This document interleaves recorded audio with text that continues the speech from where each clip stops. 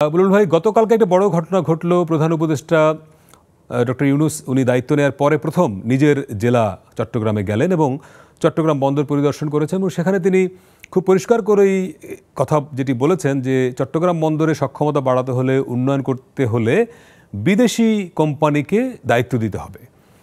এবং বেশ কয়েকদিন ধরেই এই আলোচনাটি আছে সোশ্যাল মিডিয়ায় যে চট্টগ্রাম বন্দর বিদেশিদের দিয়ে দেওয়া হচ্ছে। বিএনপির একজন সিনিয়র নেতা মির্জা আব্বাসও কিছুটা ইঙ্গিত করেছেন যে দেশে বিদেশি সন্দেহভাজন লোকদের আনাগোনা বেড়েছে। সব কিছু মিলিয়ে চট্টগ্রাম বন্দর নিয়ে আসলে কি হচ্ছে একটু যদি বলেন, কতটুকু জানা যাচ্ছে?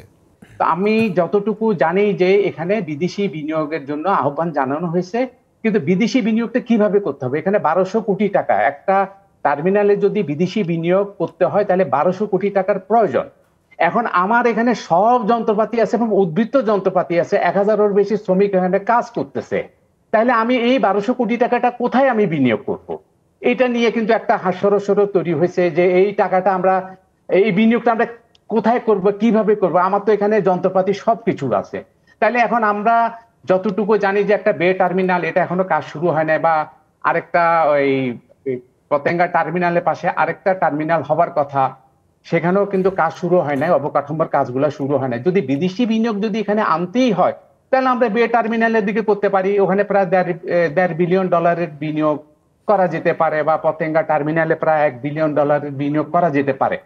তাইলে আমরা যেখানে আমাদের অবকাঠামোর দরকার, নতুন করে বিনিয়োগের দরকার, সেইখানে আমরা বিদেশিদেরকে আহ্বান জানাচ্ছি না। যেটা আমার তৈরি জিনিস, যেখানে আমার সব ইকুইপমেন্ট আছে, কর্মচারী আছে, সবকিছুই আছে, সেখানে আমরা 1200 কোটি টাকা আমরা কোথায় বিনিয়োগ করব? এটা নিয়ে কিন্তু শ্রমিকরাও কিন্তু আপত্তি করেছে। যারা ওখানে 1000 শ্রমিক যারা আছে কর্মরত, তারা কিন্তু এটা নিয়ে আন্দোলন করছে। উপদেষ্টা তাদেরকে বলছে যে এটা আমরা দেশের স্বার্থকে আমরা সবার আগে দেখব, দেখে তারপরে আমরা সিদ্ধান্ত নিব। এখন যদি বিদেশি বিনিয়োগ যদি এখানে আসে তাহলে 1000 শ্রমিক তারা কোথায় যাবে, কি করবে?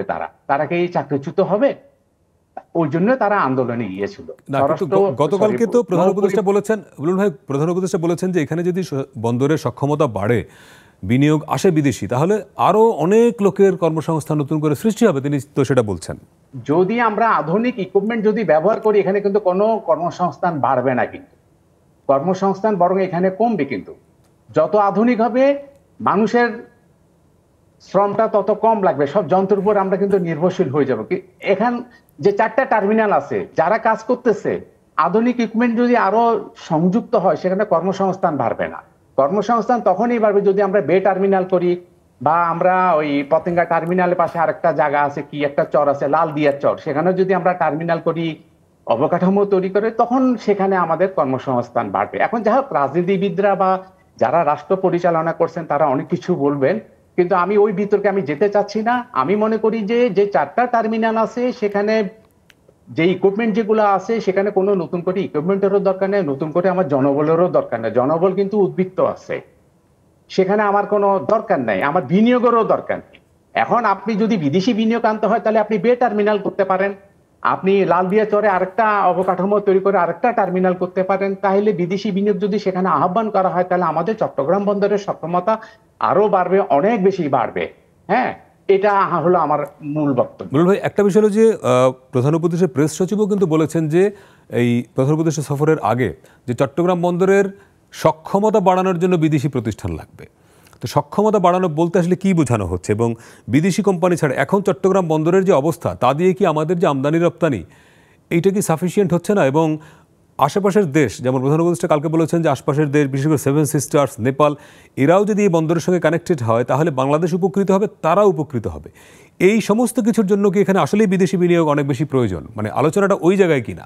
হ্যাঁ, বিদেশি বিনিয়োগের প্রয়োজন আছে, আমাদের বিদেশি বিনিয়োগের আমাদের প্রয়োজন আছে। কিন্তু আমি এক কথা আবার আমি রিপিট করতেছি যে আমাদের বিদ্যমান যে 4টা টার্মিনাল আছে, সেখানে আমরা আমাদের যতটুকু সক্ষমতা দরকার তার চেয়ে আমরা হয়তো 20% আমরা বেশি দিচ্ছি।